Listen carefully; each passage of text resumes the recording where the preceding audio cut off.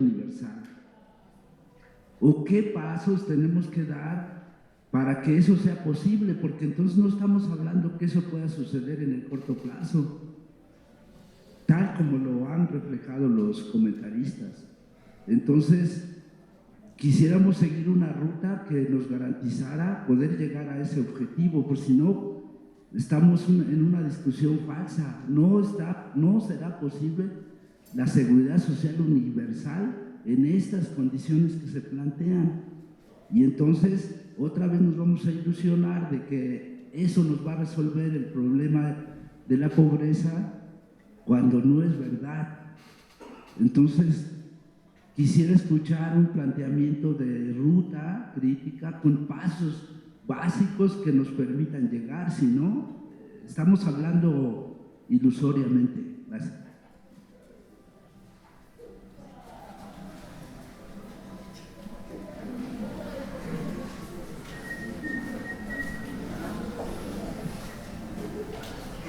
Gracias. Gabriel Vadillo, de la Facultad de Economía. Es una pregunta para quien quiera responderla. Hace unos días, leyendo un boletín del Centro de Estudios de Finanzas Públicas de la Cámara de Diputados, del año 2005, se mencionaba que con la creación del Seguro Popular se incorporó un componente de vivienda, me imagino que parecido al Infonavit, no se detalla en el boletín, y un componente de pensiones, que van a ser de cuenta individual y administradas por las AFORE. Entonces mi pregunta es ¿qué ha pasado con estas pensiones que eran para, supuestamente en el boletín se detallaba, para personas de entre 40 y 65 años? ¿Qué ha pasado con esta administración? Y si se sabe cómo se está financiando, en caso de que siga activo, no sé si se derogó en el transcurso de la creación del Seguro Popular a esta fecha.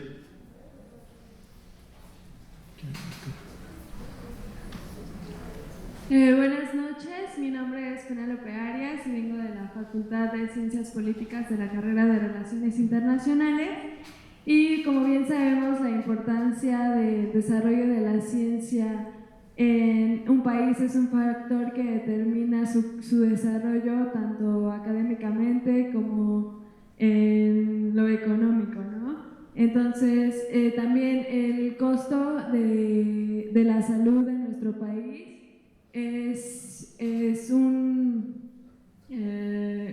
caro, y tanto en el sector público como en el privado. Y bueno, también como mencionaron, la población no tiene acceso a todas las instituciones gubernamentales, y por lo tanto surge la necesidad de recurrir al sector privado, ¿no? Y bueno, mi pregunta se vincula a la cuestión de velar por la relación propiedad pública con la ciencia. Y bueno, la cuestión es qué es lo que realmente debemos velar, si el gobierno realmente, como dijo Ciro Murayama, no invierte realmente en el sector salud. Y bueno, y si de esta manera la población puede tener un mayor acceso a las instituciones médicas, bueno, eso sería como todo, ¿no?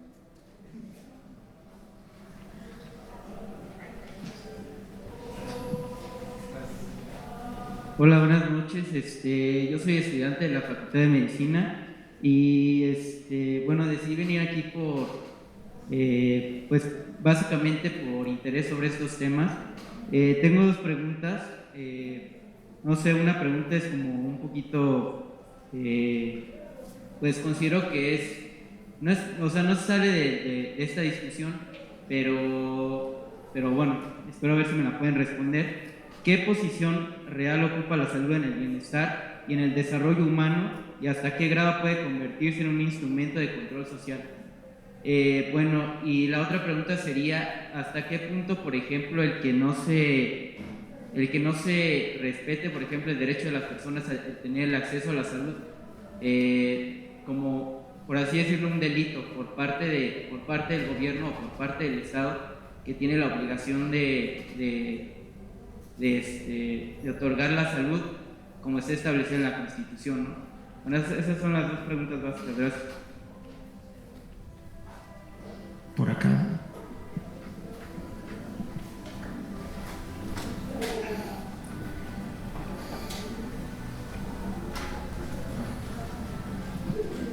Gracias. Bueno, mi nombre es Victoria.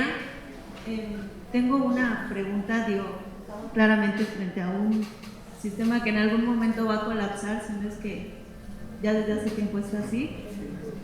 Se habla mucho sobre pensiones, se habla mucho sobre la atención que se le da a los adultos mayores. Mi pregunta va un poco más hacia lo que se refiere a salud ocupacional.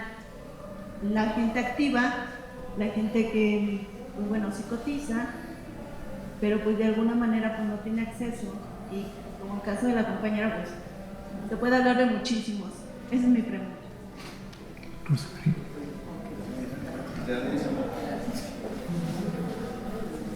Bien, Rosemaría Rubalcaba, y yo quisiera preguntar si sabemos cuál ha sido en realidad la evaluación que puede hacerse en países que han recurrido de diversas maneras a la subrogación. Por ejemplo, yo pensaba el caso que dije, bueno, el doctor Durán va a decir esto sí que es lo único que nos faltaba en Israel, que los pequeños centros de salud están manejados por economistas, no por médicos. Entonces, ¿qué ha pasado en Israel, en Australia, en Brasil, en Chile? Yo no sé si sabemos, como para no cerrarse del todo ex ante a una forma de trasladar en aras de eficiencia y sin pasar todos los recursos al sector privado. Gracias. Muy bien, pues pasaremos ahora la palabra al ponente y a los comentaristas. Podemos dejar a Luis al final y dar la palabra en orden inverso. Primero se la daríamos a Berenice.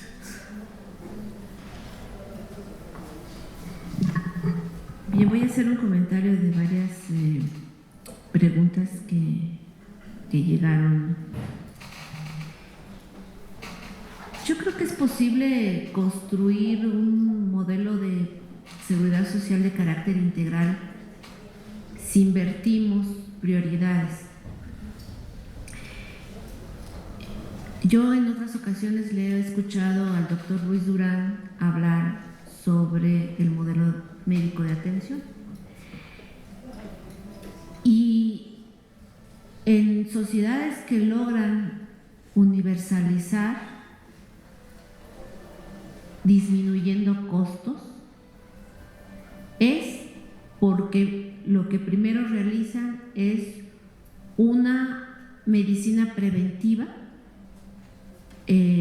o atención primaria, pero entendiendo todos los elementos que contribuyen al bienestar de la salud de la población, desde contar con agua potable, ¿no?, como un primer mecanismo, una vacunación universal y una atención en esa dirección puede ir disminuyendo el costo en la atención a la salud en el segundo y tercer nivel.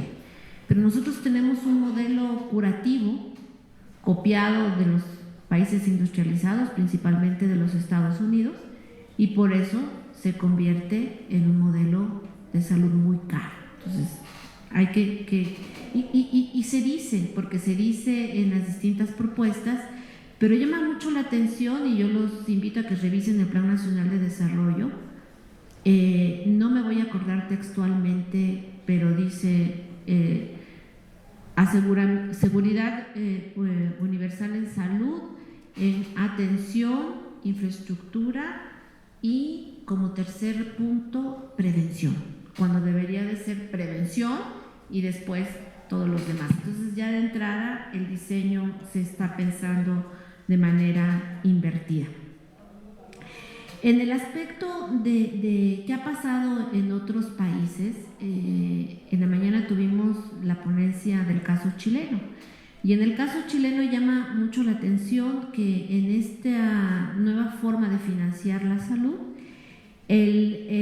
Las ISAPRES, que es el sistema privado, atiende a los jóvenes y de más altos ingresos, y quien va a la seguridad pública son los niños y los ancianos, y los periodos de atención se vuelven muy largos porque también ha tenido un proceso de desfinanciamiento. Entonces ahí es un claro ejemplo de lo que no se debe de hacer, pero que México viene siguiendo estos modelos. Y en el caso a la pregunta sobre ese financiamiento para pensiones que estaba vinculado con el Seguro Popular y que aparece en la información de presupuesto, solamente quiero recordar que en el gobierno desde Fox, él entendía una seguridad social universal con dos componentes: que cada mexicano tuviera acceso al Seguro Popular y a una cuenta individual. Nosotros sabemos que eso no es la seguridad social, pero se pensó en esa dirección y por eso se empezó a instrumentar algún tipo de financiamiento para después llegar a incorporarlos a una cuenta individual.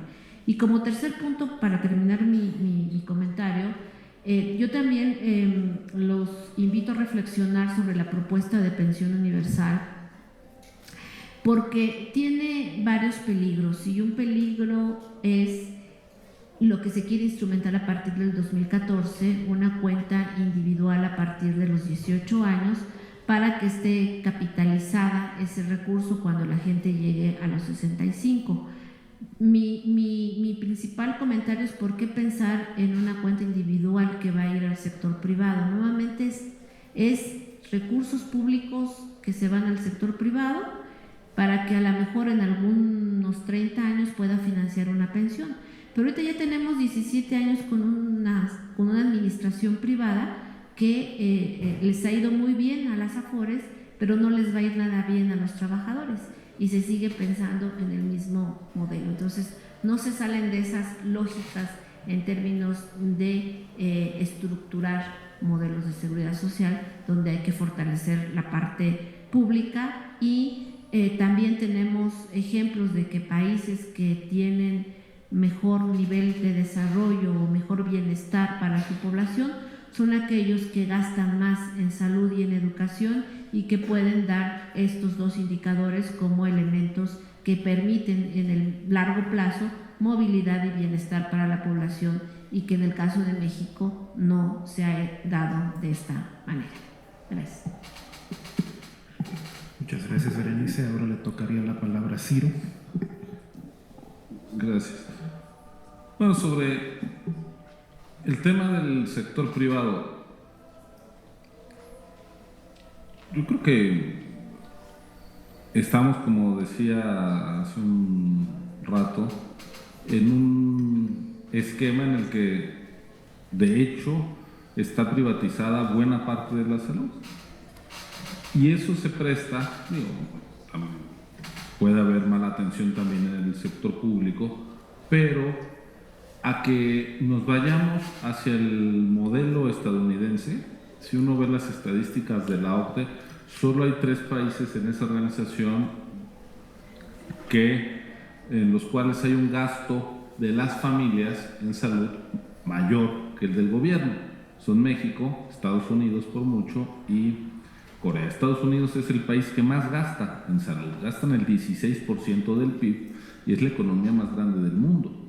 Y si uno ve sus resultados en esperanza de vida, los indicadores que ustedes gusten para comparar la calidad de la salud de la población norteamericana, pues van rezagados frente a su vecino del norte, Canadá, y frente a los europeos y demás. Es decir, hay países industrializados que han experimentado otros modelos.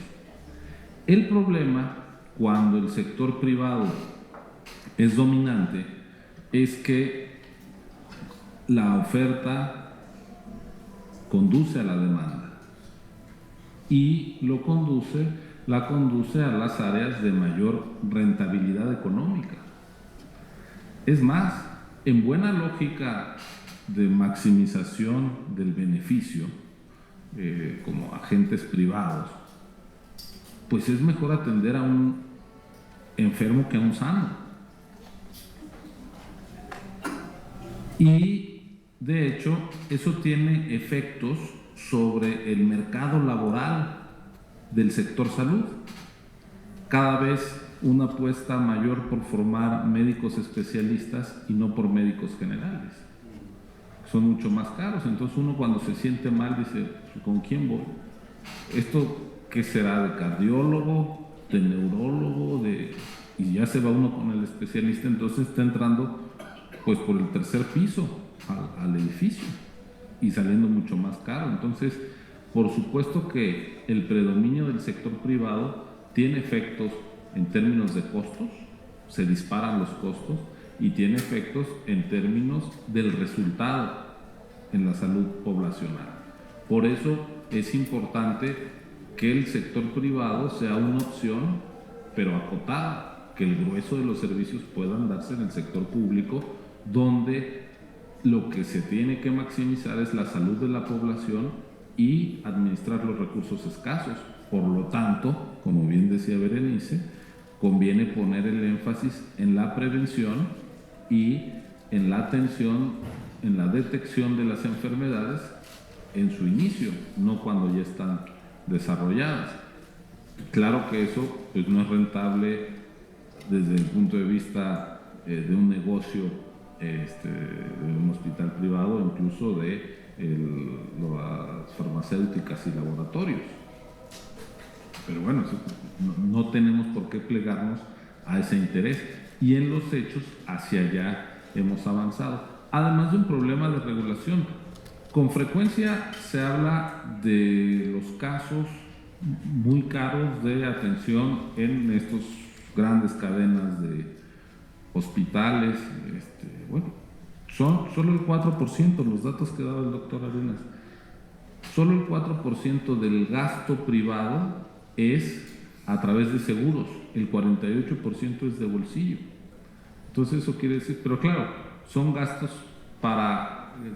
médicos mayores, se llama la atención cotidiana, el ir generalmente a una visita médica, y los medicamentos pues caen en el particular. Y hay además toda una oferta de servicios del sector privado de muy mala calidad. El grueso del contacto de los mexicanos con un médico se da en estas consultorios que están junto a las farmacias, y a partir de ahí se hacen las recetas para poder, por ejemplo, llevarse antibióticos y demás. Bueno, pues si esto es así, tenemos también un problema de atención privada de muy baja calidad. El problema es que nosotros nos hemos ido a un esquema que es el contrario al de una justicia redistributiva, para retomar los conceptos que ponía el doctor Durán Arenas. ¿Cuál sería, para decirlo en términos muy esquemáticos, la forma más justa de financiar y de ofrecer servicios de salud? Pues que pague cada quien según sus capacidades y sea atendido cada quien según sus necesidades. Es decir, el que más tenga contribuya más a través de impuestos generales, ¿no? Y pues aquel que necesite atención de salud, que vaya. Nosotros en los hechos estamos al revés. Va a la salud quien lo necesita y ese lo paga. Y de hecho el 4% de los asegurados en el sector privado pues son los de más altos ingresos. Entonces, ante la contingencia de una enfermedad o de un accidente, tienen que desembolsar menos. Entonces, pues tenemos invertido. Luego, sobre el tema, ¿hay posibilidad de una seguridad social universal en México? Bueno, posibilidades, hay que construirlas, esas posibilidades. Ahí donde hay salud universal digna de tal nombre, pues no apareció, fue una construcción fruto de un pacto social, en parte después de de momentos traumáticos como la Segunda Guerra Mundial, que regresaba la gente a Canadá, a Inglaterra, y decían, ¿cómo es posible que quien fue a la guerra y luchó por nuestro país para no estar sometidos a los nazis, no le vayamos a dar atención a la salud? Es decir, había un consenso político alrededor de que este era un bien público. Nosotros, y creo que la conferencia hoy en la mañana de José Goldenberg fue muy elocuente en eso, de cómo nos dedicamos a despreciar lo público y a proteger privilegios. Y la reforma, la discusión de la reforma fiscal, aunque había algunas propuestas para mejorar, germinales, si quieren, en materia de seguridad social, seguro de desempleo, pensión universal, pues eso no importaba en la discusión. Es, a mí no me cobren los impuestos a las croquetas del perro, ¿no? Incluso a mí una cosa que me tiene, digamos, muy contrariado es el discurso de buena parte de los líderes de la izquierda mexicana contra la reforma fiscal. Es decir, sí, las fuerzas que necesariamente deberían defender políticas redistributivas son sus enemigas, pues estamos... Entonces yo diría, ¿es posible la seguridad social universal? Sí, sí la construimos, y para construirla tenemos que superar este 10-11% de recaudación del PIB.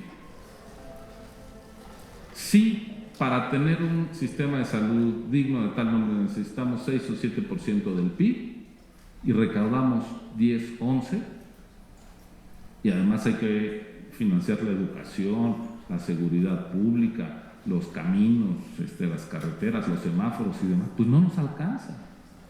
Es decir, tenemos que dejar de decir que el problema es el gobierno y la corrupción. Aunque se gastara muy bien, no alcanza. Es una treta de quienes les gusta eludir y evadir el pago de impuestos, decir que hasta que no se resuelva la corrupción no hay por qué pagar más impuestos. Bueno, en todo el mundo hay corrupción, hay que combatir.